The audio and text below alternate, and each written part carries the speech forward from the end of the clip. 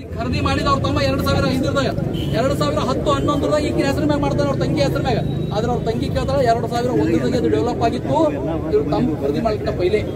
ಅದ್ರ ಸಮಾನಾಂತರ ಜಮೀನು ನಮ್ಗೆ ಇಲ್ಲಿ ಕೊಡಿ ಅಂತ 14 ಪ್ಲಾಟ್ ತಗೊಂಡಾರ. ಎಲ್ಲರಿಗೂ ಅನುಮಾನ ಇದೆ 14 ಪ್ಲಾಟ್ ಹೆಂಗ್ 4,000-5,000 ಕೋಟಿ ಐತದೆ. ಯಾವಾಗ 14 ಪ್ಲಾಟ್ ಸಿದ್ದರಾಮಯ್ಯನವ್ರು ತಗೊಂಡ್ರು, ಅವ್ರದ್ದು ಎಲ್ಲ ಅನುಯಾಯಿಗಳು ಕೂಡಿ 5,000 ಪ್ಲಾಟ್ಗಳು ತಗೊಂಡಿದ್ದಾರೆ ಅವ್ರ ಚೇಲಾಗಳು. ಮತ್ ಅವ್ರದೇ ಚೇಲ ಹಿಂದೆ ಒಬ್ಬ DC ಸರಿ ಜಗಳ ಆಡಿ ಜೈಲಿಗೆ ಹೋಗಿದ್ದವ ಇವತ್ತು ಮೂಡೋದು ಅಧ್ಯಕ್ಷನ. ಮತ್ ಅವನೇ ಈ ಪತ್ರ ಬರ್ತಾನ. ಯಾವ DC ಇದನ್ನು ಹೇಳಿದ್ದಾರೋ ಈ ರೀತಿ ಹಗರಣ ಆಗಿದೆ ಅಂತ ಹೇಳಿ ಅವ್ರಿಗೆ ಇಮಿಡಿಯೇಟ್ ಟ್ರಾನ್ಸ್ಫರ್ ಮಾಡಿ ಈ ಒಂದು ಮಂತ್ರಿ ಭೈರತಿ ಸುರೇಶ್ ಅನ್ನೋರು ಹೆಲಿಕಾಪ್ಟರ್ ನಲ್ಲಿ ಹೋಗಿ ಆ ಕಾಗದ ಪತ್ರಗಳನ್ನು ತಂದು ತಿದ್ದುಪಡಿ ಮಾಡಿ ಇವತ್ತು ಪೂರ್ತಿ ಹಗರಣದಲ್ಲಿ ಚಕ್ರವ್ಯೂಹದಲ್ಲಿ ಸಿಕ್ಕೊಂಡರು. ಹೊರಗೆ ಬರ್ಬೇಕಲ್ಲ ದಿನ ಒಂದೊಂದು ಹೊಸ ಹೊಂಟವರು. ನಿನ್ನೆ ತನ ಅವರು ತಿದ್ದುಪಡಿ ಮಾಡಿ ಕಾಗದಿಲ್ಲ, ಈಗ ಅದು ಒಂದು ಹೊಸ ಪ್ರೂಫ್ ಸಿಕ್ಕ. ಅದಕ್ಕೆ ಸಿದ್ದರಾಮಯ್ಯನವರು ರಾಜೀನಾಮೆ ಕೊಡೋದಕ್ಕಿಂತ ಮುಂಚೆ ಈ 5 ಮಂದಿ ಮೇಲೆ ಕೇಸ್ ಮಾಡ್ರಿ ಅಂತೇಳಿ ನಮ್ಮ ಜಿಲ್ಲಾ ಪೊಲೀಸರಿಗೆ ನಾವು ಕೊಟ್ಟಿದ್ದೀವಿ.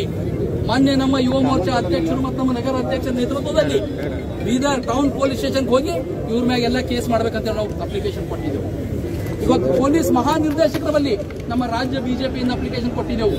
ಆದರೂ ಸರ್ಕಾರ ದುರುಪಯೋಗ ಮಾಡಿಕೊಂಡು ಯಾವರ ಒಬ್ಬ ಸಣ್ಣ ಕಾರ್ಯಕರ್ತ ಏನು ಮಾಡಿದ್ರು ಅವ್ರನ್ನ ಕೇಸ್ ಮಾಡ್ತಾರೆ. ಇವತ್ತು ಮಂತ್ರಿ ಏನಂತ ಅವ್ರು ಸರ್ಕಾರ ದುರುಪಯೋಗ ಮಾಡಿಕೊಂಡು ಕೇಸ್ ಮಾಡ್ತಾ ಇಲ್ಲ.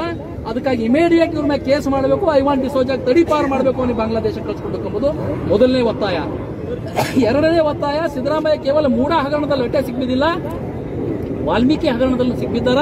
ಅದಕ್ಕಾಗಿ ಅವ್ರ ಸರ್ಕಾರ ಅವ್ರು ರಾಜೀನಾಮೆ ಕೊಡೋ ತನ ಬಿ ತಾಳಬಾರ್ದು ಅಂತ ನಾವು ರಾಜ್ಯಪಾಲರಿಗೆ ಒತ್ತಾಯ ಮಾಡ್ತಾ ಇದ್ದೀವಿ. ಇವತ್ತು ನಾವು ಜಿಲ್ಲಾಧಿಕಾರಿಗಳ ಮುಖಾಂತರ ರಾಜ್ಯಪಾಲರಿಗೆ ಒಂದು ಪತ್ರ ಕಳಿಸ್ತಾ ಇದ್ದೀವಿ. ಒಂದು, ಸಿದ್ದರಾಮಯ್ಯ ಅವ್ಯವಹಾರದಲ್ಲಿ ಸಿಕ್ಕಿದ್ದಾರ, ನೀವು ಅದಕ್ಕೆ ತನಿಖೆಗೆ ಪರ್ಮಿಷನ್ ಕೊಟ್ಟಿ ಕಡಿದು ಇವತ್ತು ರಾಜ್ಯದಲ್ಲಿ ಅಶಾಂತಿಯನ್ನು ಸೃಷ್ಟಿ ಮಾಡ್ತಾ ಇದ್ದಾರ. ಮೊನ್ನೆ ಬೀದರ್ನಲ್ಲಿ ಕೂಡ ಹೋರಾಟ ಮಾಡಿದ್ರು, ಯಾವ ಪುರುಷಾರ್ಥಕ್ಕಾಗಿ ಹೋರಾಟ ಮಾಡಿದ್ರು ಗೊತ್ತಾಗಲಿಲ್ಲ ನಮಗೆ. ಇವತ್ತು ಎಲ್ಲಾ ಕಡೆ ಹೋರಾಟ ಮಾಡ್ತಾ ಇದ್ದಾರೆ, ರಾಜ್ಯದಲ್ಲಿ ಅಶಾಂತಿಯ ವಾತಾವರಣ ನಿರ್ಮಾಣ ಮಾಡ್ತಾ ಇದ್ದಾರೆ. ಅದಕ್ಕಾಗಿ ಈ ಸರ್ಕಾರ ಅವ್ರ ರಾಜೀನಾಮೆ ಕೂಡ ವೇಟ್ ಮಾಡಬೇಡ್ರಿ, ಇದಕ್ಕೆ ನೀವೇ ಅದನ್ನು ಬರ್ಖಾಸ್ತ್ ಮಾಡಿ ಹಾಕ್ರಿ, ಅದನ್ನು ತೆಗೆದು ಬಿಡ್ರಿ ಅಂತ ನಾವು ರಾಜ್ಯಪಾಲಿಗೆ ಒತ್ತಾಯ ಮಾಡ್ತಾ ಇದ್ದೀವಿ ಹೋರಾಟ ಮುಖಾಂತರ. ಒಂದು ವೇಳೆ ಅದು ಏನೂ ಆಗ್ಲಿಲ್ಲ ಅಂದ್ರ ಮುಂದಿನ ದಿನಗಳಲ್ಲಿ ಇದಕ್ಕಿಂತ ಹೆಚ್ಚಿನ ಒಂದು ಉಗ್ರ ಹೋರಾಟವನ್ನು ನಾವು ಮಾಡ್ತೀವಿ ಅನ್ನುವಂತ ಒಂದು ಮಾತನ್ನು ಹೇಳ್ತಾ ನನ್ನ ಮಾತಿಗೆ ವಿರಾಮವನ್ನು ಹೇಳ್ತೀನಿ.